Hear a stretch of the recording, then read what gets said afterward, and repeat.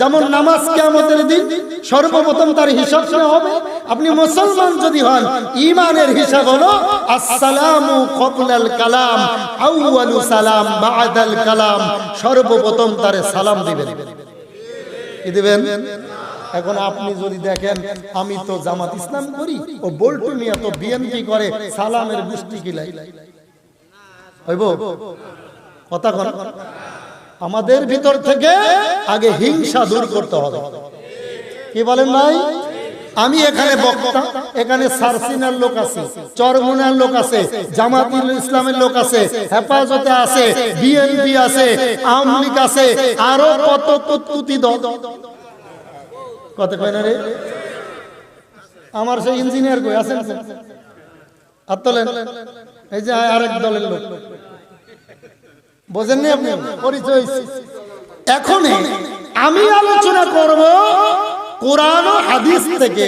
যদি আমার আব্বার বিরুদ্ধে যায়, আমার করার কিছু নাই। কথা কেন কেন? আরো জোরে বলেন, আরো জোরে বলেন। সূরা কাহফ, এই কাহফের ভিতরে আসহাবে কাহফের ঘটনা আছে। 18 নম্বর সূরা। কত নম্বর? আলেমরা একটু কথা বলেন ভাই, আমি তো মজা পাচ্ছি না। কত নম্বর? 18 নম্বর সূরা। সূরার নাম হলো কাহফ। শেষের আগের একটু আয়াতের টুকরা আল্লাহ রাব্বুল আলামিন বলেন, কুল লাউ কানাল বাহর মিদাদান লিকালিমাতি রাব্বি লানাফিদাল বাহরু ক্বাবলা আন তানফাদা কালিমাতু রাব্বি ওয়ালাউ জিনা বিমিথলিহি মাদাদা। সুবহানাল্লাহ। আল্লাহ কি বলে দেখেন, তাম পৃথিবীর পানি যদি কালি হয়, কি হয়? সবাই বলে। তাম পৃথিবীর গাছ যদি কলম হয়, কি হয়? জিন আর ইনসান যদি ওই কলমের কালি দিয়ে আমি রবের গুণগান লিখতে শুরু করে, জিন ইনসান দুই জাতি লিখবে, আর কালি লিখতে লিখতে কালি শেষ হয়ে যাবে। ওই কলম নামক গাছগুলি ক্ষয় হয়ে যাবে, আর জিন আর ইনসান শেষ হয়ে যাবে। ওয়ালাউ জিনা বিমিথলিহি মাদাদা, আমি রবের গুণগান করা শেষ হবে না। জোরে কোন আল্লাহু আকবার।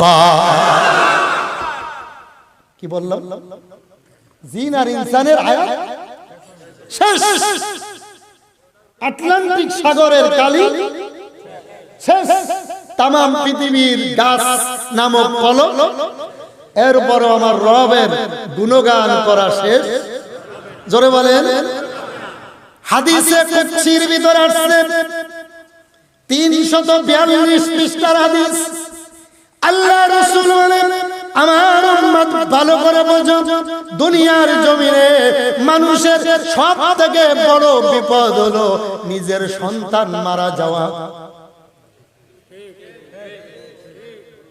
আর মানুষ অ্যাক্সিডেন্ট করে আইসিইউর ভিতরে মৃত্যুর দিন গোনা।